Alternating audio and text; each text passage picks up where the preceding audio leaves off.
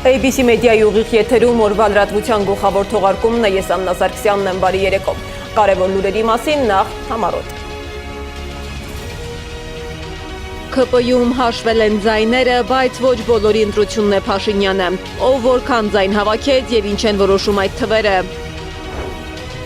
Արդարադատություն թե նպատակային ճնշում հայ առաքելական եկեղեցու նկատմամբ, ինչ կարող են որոշել եպիսկոպոսները Ավստրիայում առանց վեհափառի։ Ադրբեջանցիների այցը Երևան ավարտվել է, հայկական պատվիրակությունը ներկայացրել է կլոր սեղանի արդյունքները։ Սա իր կանոններ ունեցող, իր այլևս ավանդույթներ ունեցող ֆորմատ է։ Բաքվի պայմանները կրկին սեղանին են, ինչ պահանջներ ունի Ալիևը եւ ինչ պայմանով կլինի խաղաղությունը։ Իրանը հայտարարում է միակողմանի զիջումների չի գնա եւ գնդակը ԱՄՆ դաշտում է, որ դեպքում կքննարկեն փոխզիջումային տարբերակները։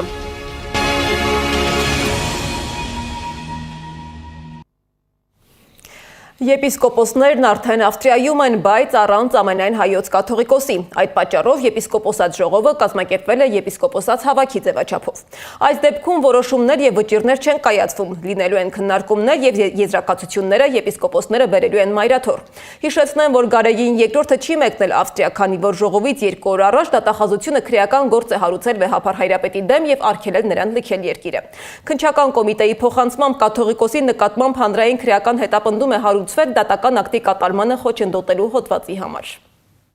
Հավիտենաբար մայրաթորը լինելու է Հայաստանում։ Եթե նույնիսկ ոմանց պատճառով Հայաստանի Հանրապետությունը չլինի։ Կաթողիկոսությունն ու մայրաթորի գանձերը Հայաստանից տանելու մասին Փաշինյանի մեղադրանքներին Նաթան Սրբազանն այսպես է պատասխանել։ Վստահեցրել է, հայ հոգևորականներն ու մանավանդ ամենայն հայոց կաթողիկոսը հայրենիքը երբեք չեն լքի։ Նախորդին Նիկոլ Փաշինյանը հայտարարել էր իբր օպերատիվ տեղեկություններ ունի, թե եպիսկոպոսների ժողովը այլ երկրում իրականացնելու նպատակը կաթողիկոսությունը Հայաստանից դուրս հանելն ու այն Հայաստանի դեմ գործածելն է։ Այս դավադիր պլանում ներգրավելը արդեն լրջորեն խաթարում է Հայաստանի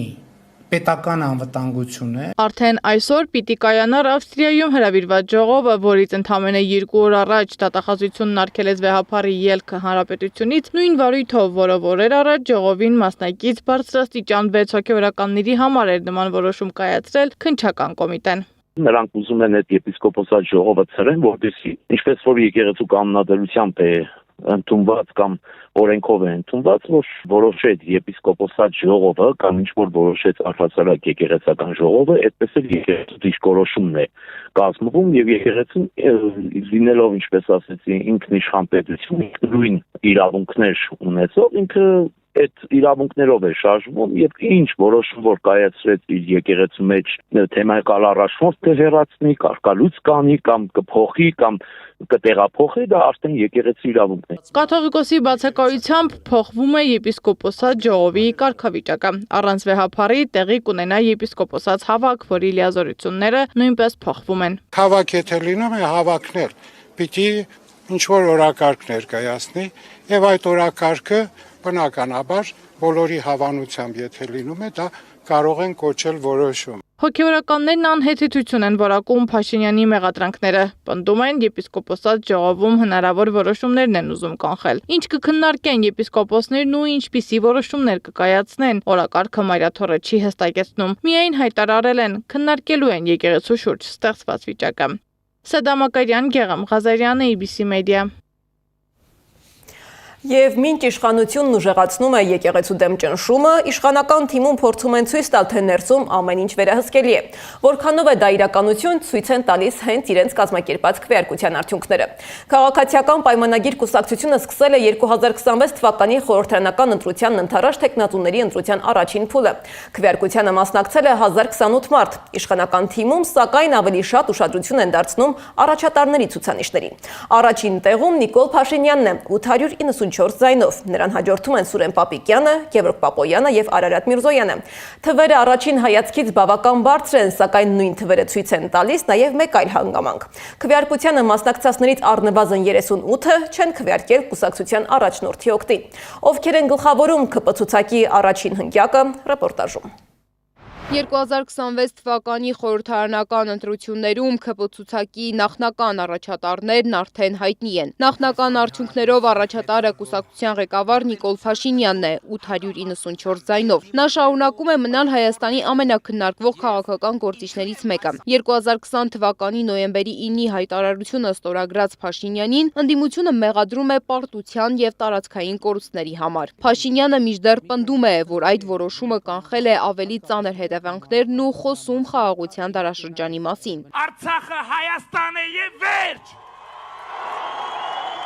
Արցախը Հայաստան է հայտարարած Փաշինյանը 2021-ին վերընտրվելուց հետո Արցախը որպես Ադրբեջանի տարածք ճանաչեց։ Նրա պաշտոնավարման ընթացքում Արցախն ամբողջությամբ հայաթափվեց։ Ցուցակի երկրորդ հորիզոնականում պաշտպանության նախարար Սուրեն Պապիկյանն է։ Մինչև 2018 թվականը դասախոսական աշխատանքով զբաղված Պապիկյանը Թավշյա հեղափոխության առանցքային երիտասարդ դեմքերից մեկն էր։ Եղել է նախ տարածքային կառավարման եւ զարգացման նախարար, ապա հետպատերազմյան փուլում ստանձնել է պաշտպանության նախարարի պաշտոնը։ Ի դեպ Պապիկյանի զինվորական ծառայությունը հարթ չի ընթացել։ Նա ազատազրկման է դատապարտվել հրամանատարին դանակահարելու համար։ Ցուցակի երրորդ տեղում է էկոնոմիկայի նախարարը, նախկին հանրապետական Գևորգ Պապոյանը։ Պապոյանը մինչև 2018 թվականը անդամակցել է հանրապետական կուսակցությանը, ապա միացել է վարչապետ Նիկոլ Փաշինյանի առաջնորդած քաղաքացիական պայմանագրին։ Նախ եղել է ազգային ժողովի падգամավոր, ապա նշանակվել է էկոնոմիկայի նախարար, փոխարինելով Վահան Քերոբյանին։ Չորրորդ տեղում արտաքին գործերի նախարար Արարատ Միրզոյանն է 743 ձայնով։ 2020 թվականի նոյեմբերի 9-ի գիշերվա իրադարձություններից հետո Միրզոյանը հայտնվեց հանրային բողոքի ալիքի կենտրոնում։ Պատերազմից հետո Հայաստանի արտաքին գերատեսչության ղեկավար նշանակված Միրզոյանի գործունեությունը կապվում է Ադրբեջանի եւ Թուրքիայի հետ հարաբերությունների կարգավորման գործընթացի հետ։ Ավելի վաղ Վատիկանում Հայաստանի նախկին դեսպան Միքայել Մինասյանը փաստաթուղթ էր հրապարակել, որում նշվել էր, որ Միրզոյանը Թուրքիայի գործակալ է Օմեգա ծածկանունով։ Արարատ Միրզոյանի արձագանքը չէր ուշացել, նա Facebook-յան իր պաշտոնական էջում այդ տեղեկությունը ցնդաբանություն էր որակել եւ շարունակել պաշտոնավարումը։ ՔՊ հնգյակը եզրափակող տեխնացուն Վահագն Ալեքսանյանն է։ 31-ամյա падգամավորը մասնագիտությամբ արաբագետ է։ Ըստ մամուլի տեղեկությունների, մինչև ՔՊ-ին անդամակցելը ԲՀԿ անդամ է եղել եւ այդ տարիներին տհաճ միջադեպերի կիզակետում հայտնվել բարեգործական նպատակներով մարզեր ուղարկված ալյուրի յուրացման հետ կապված։ Հայկական ՔՎ կուսակցությունը մասնակցելու է 2026-ի խորհրդարանի ընտրությանը, հայտարարել է ՀԱՅԱ-ՔՎ նախաձեռնության համակարգող Ավետիք Չալապյանը։ Կուսակցություն ստեղծելով նախաձեռնությունը ձևավորել է միավորման քաղաքական թև եւ առաջիկա օրերին արդեն կսկսեն ներկայացնել իրենց ծրագրերը եւ քաղաքական թիմի անդամներին։ Իսկ ուժեղ Հայաստան կուսակցության ցուցակի առաջին համարում հանդես կգա Նարեկ Կարապետյանը, անցումային համակարգողի կարգավիճակով։ Նարեկ Կարապետյանը կատարում է միջանկյալ կազմակերպական եւ համակարգող դեր մինչեւ քաղաքական գործընթացների ամբողջական ձևավորումը։ Հիշեցնեմ, որ ավելի վաղ ուժեղ Հայաստան կուսակցությունը հայտարարել էր, որ վարչապետի տեխնացուն Սամվել Կարապետյանն է։ Խորհրդարանի ընտրությանը ընդառաջ կայացել է նաև Մայր Հայաստան կուսակցության համաժողովը։ Կուսակցության առաջնորդ Անդրանիկ Թևանյանը հայտարարել է, որ քննարկումների եւ երկխոսության արդյունքում ընտրությանը մասնակցելու են Գագիկ Ծառուկյանի առաջարկ Հայաստանին ծրագրով։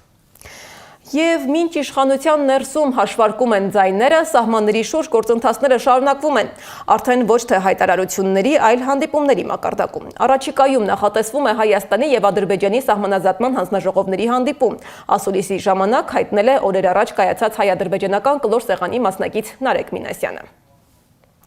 Իսկ այդ քննարկմանը մասնակցելու համար Հայաստան եկած ադրբեջանցիներն արդեն վերադարձել են Բաքու։ Հայաստանի եւ Ադրբեջանի պատվիրակությունները պայմանավորվել են համատեղ պրոյեկտների մասին։ Հայկական կողմը հայտարարել է, որ համատեղ հոդվածներ են գրում եւ առաջիկա օրերին կլինեն համատեղ հետազոտություններ։ Իսկ ինչ են Հայաստանում հյուրասիրել ադրբեջանցիներին կամ ինչ նախապայմանով են նրանք վերադարձել Բաքու, գիտի Անիա Բաղյանը։ Ադրբեջանցիները տավուշով Ծաղկաձոր եկան։ Երկու օր քննարկեցին խաղաղության կամրջի վերաբերյալ հարցեր եւ գնացին։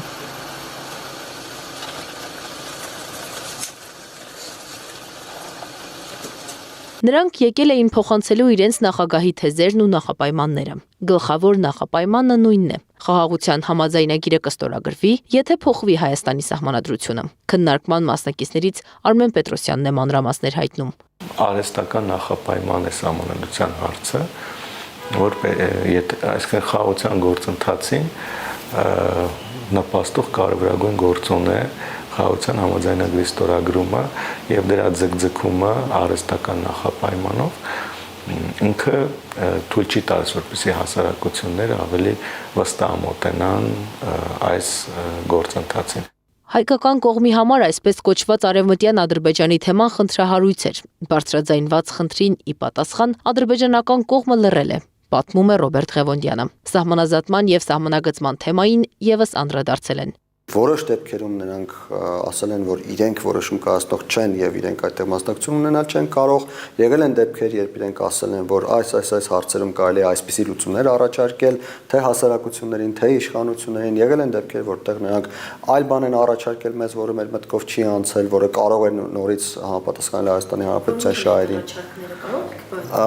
Տեսեք, քննարկումները իրենք փակ են եղել։ Գերիների վերադարձի հարցին անդրադարձել են, արցախցիների վերադարձին ոչ, ասում է Ղևոնդյանը։ Ընդհանուր մթնոլորտը երկու զրուցակիցներս էլ դրական են գնահատում։ Իսկ ինչ հստակ առաջընթաց կա արդեն երրորդ հանդիպումից հետո։ Խաղաղության կամուրջ նախաձեռնության համակարգող Արեգ Քոչինյանն այսօր ասուլիս տվել ու պատասխանել հարցերին։ Սա այն հարթակը չէ, որի 1, 2, 3 հանդիպման արդյունքում դուք կարող եք ֆիքսել, որ օրինակ համար A խնդիրը լուծվել է, B խնդիրը լուծվել է, G խնդրում էլ անցել ենք 80% ճանապարհ։ Սա 30-ամյա կոնֆլիկտի թողած ժառանգությանը զուգահեռ նոր իրականություն ձևավորելու, այսպես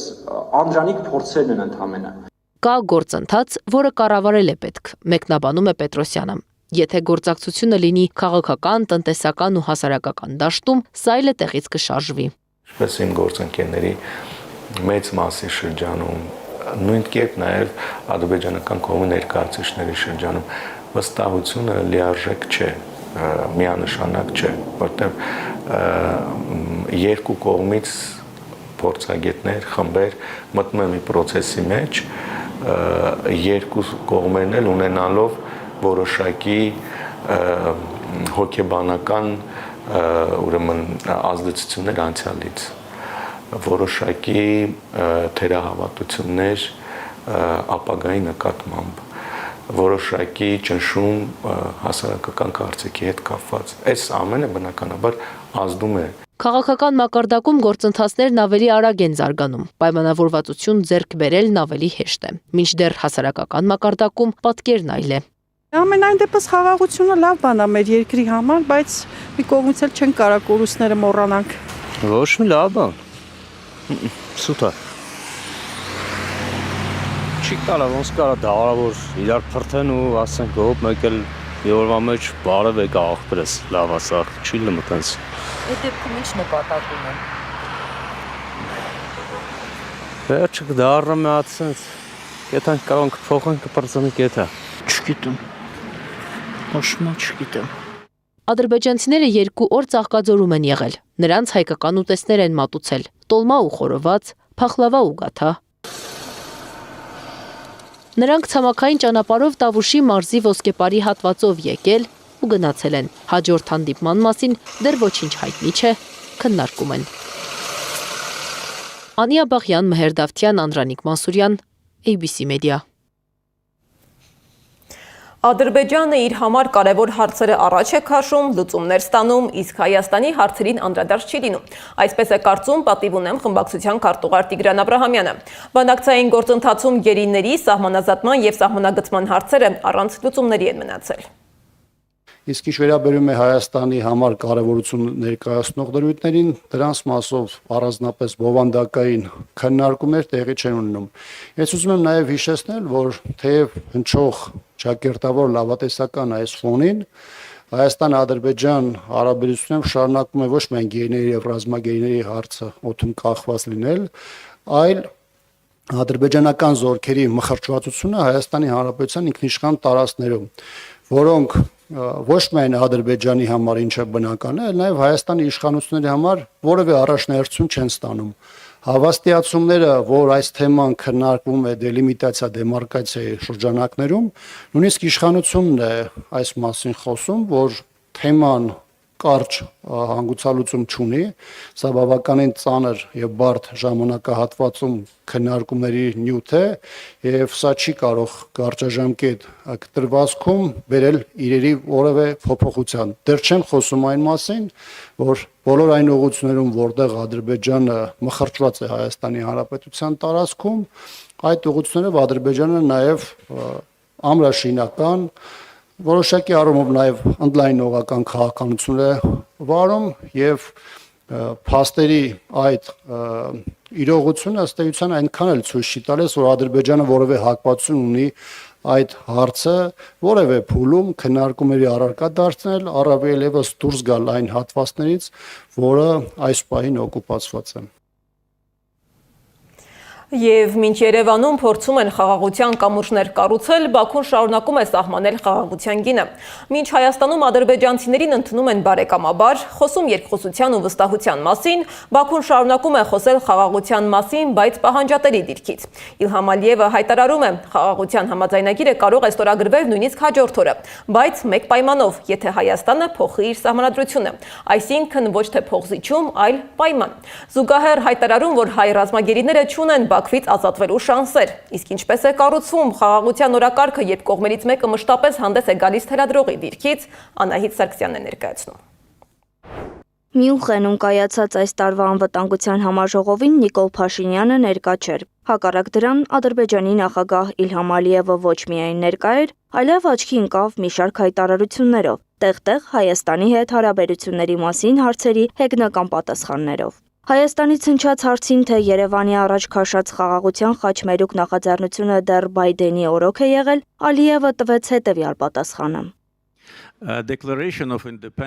Ինչ վերաբերվում է ձեր այսպես ասած խաղաղության խաչմերուկին, դուք գիտեք, երբ նախագահ Տրամփը վերադարձավ իշխանության, թողարկեց թրիփը, երբ կվերադառնա նախագահ Բայդենը, նա էլ կվերաթողարկի ձեր խաղաղության խաչմերուկը։ Ադրբեջանագետ Արմինե Ադիբեկյանը հասկանալի է համարում Ալիևի ծաղրանքը։ Որովհետև նա այն ժամանակ էլ էր ասում, որ ոչ մի խաղաղության խաչմերուկի մասին խոսք չի կարող գնալ, այնպես էլ շարունակում է պնդել իր դիրքորոշումը։ Փաշինյանը իրան աշխարհի ամենախելոքի տեղն էր դրել, ինքն ընդհանրապես անունը փոխեց, ասեց՝ լավ, եկեք ասենք ոչ թե Զանգեզուրի Միջանցք, անունը դնենք խաղաղության խաչմերուկ, փորձելով մեզ մատուցել, որ եթե անվանումը փոխում ես, էությունը ինչ որ մի բանով փոխվում է։ Խաղաղության քողի տակ Ադրբեջանը շարունակում է պատերազմը, նշում է ադրբեջանագետը։ Ադրբեջանի համար խաղաղությունը դա ոչ թե ինչ որ վերջնակետ է կամ նպատակ է, այլ եւս մեկ փուլ է պատերազմը շարունակել, բայց առանց արյան կոպիտ ասած, առանց պայթյունների։ Մարդիկ նպատակադրվել են ոչնչացնել, զավթել Հայաստանը, վերածել այն արևմտյան Ադրբեջան։ Դրանք այդ ուղղությամբ շարժվում են։ Իսկ թե երբ կստորագրվի եւ ուշ կստանա խաղաղության պայմանագիրը, Ալիևն ունի կոնկրետ պայմաններ, որոնց մասին խոսել է հերթական անգամ։ Երբ փոփոխություն արվի Հայաստանի սահմանադրության մեջ, հաջորդ իսկ օրը կարող ենք ստորագրել խաղաղության պայմանագիրը։ Այժմ խոսույթը դարձել է պայման։ Իշխանությունը հայտարարում է, որ գրեթե պատրաստ է նոր սահմանադրության տեքստը, եւ այն, ինչն առաջինը պետք է փոխվի, պարզ է։ Սահմանադրության նախաբանի մեջ հղում է տրված Հայաստանի անկախության հռչակագրին։ Սակայն քաղաքագետը նշում է, Հայաստանի Հանրապետության սահմանադրությունը փոփոխման ենթակա չէ։ Բանն այն է, որ Հայաստանի Հանրապետության սահմանադրական դատարանը իր 2021 թվականի ապրիլի 29-ի որոշման մեջ արձանագրել է, որ սահմանադրության նախաբանը հանդիսանում է սահմանադրության անփոփոխելի դրույթ։ Այսինքն, տվյալ դեպքում Հայաստանի սահմանադրության նախաբանը, որտեղ հղում է տրված Հայաստանի Հանրապետության անկախության հռչակագրին, որևէ պարագայում ենթակա չէ փոփոխության։ Իսկ ադրբեջանագետ Արմինե Ադիպեկյանը կարծում է, որ սահմանադրության փոփոխությունը մեզ համար կնշանակի անկախությունից հրաժարում, սակայն Ալիևը նման հայտարարություններով պարզապես փորձում է հետաձգել պայմանագրի ստորագրումը։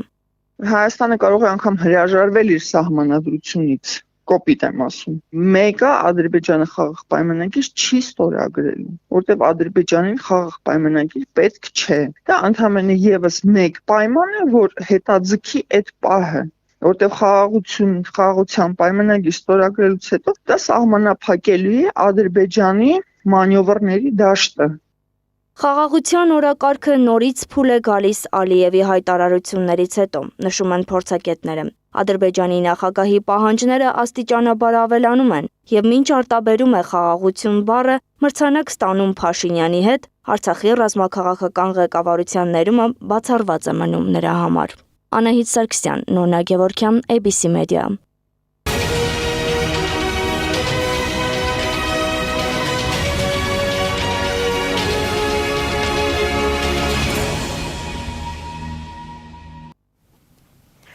Իլհամ Ալիևը հայտարարել է, որ Ռուսաստանը 3 անգամ հարձակվել է Կիևում գտնվող Ադրբեջանի դեսպանատան վրա, դա անվանելով դիտավորյալ հարձակում։ Մյունխենում կազմակերպված պանելային քննարկման ընթացքում Ադրբեջանի ղեկավարն ասել է, որ առաջին հարձակումից հետո ենթադրել են, որ դա պատահականություն է եւ իրենց ռուս գործընկերներին տրամադրել են Ադրբեջանի դիվանագիտական ներկայացուցչությունների բոլոր կոորդինատները, բայց այդ ամենին հաջորդել է եւս 2 հարձակում։ Միջուկային համաձայնության հասնելու համար Իրանը պատրաստ է փոխզիջումային տարբերակներ քննարկել ԱՄՆ-ի հետ, սակայն միայն այն դեպքում, երբ ամերիկացիները պատրաստ լինեն քննարկել պատժամիջոցների վերացման հարցը։ BBC-ի հետ հարցազրույցում հայտարարել է Իրանի փոխարտգործնախարար Մաջիդ Թախտ Դռավանչին։ Պաշտոնյան ասել է, որ գնդակն այժմ Ամերիկայի դաշտում է եւ նրանք պետք է ապացուցեն, ուզում են արդյոք համաձայնության հասնել։ Եվ վերջում ԱՄՆ նախկին նախագահ Բարակ Օբաման Բրայան Թայլեր Քորթների հետ ստելու կարիք չկա փոդքասթի ժամանակ պնդել է, որ այլմոլորակայիններ գոյություն ունեն։ Նրանք գոյություն ունեն, բայց ես նրանց չեմ տեսել, ասել է Օբաման։ Այս ժամի համար առանձնացրել էինք այսքանը, շարունակեք հետևել մեր հրապարակումներին, բայց չթողնելու համար ամենակարևոր ու թարմ լուրերը։ ABC լուրերի հաջորդ թողարկումը ժամը 21-ին է, եթերում կլինի Գառնի Մութաֆյանը։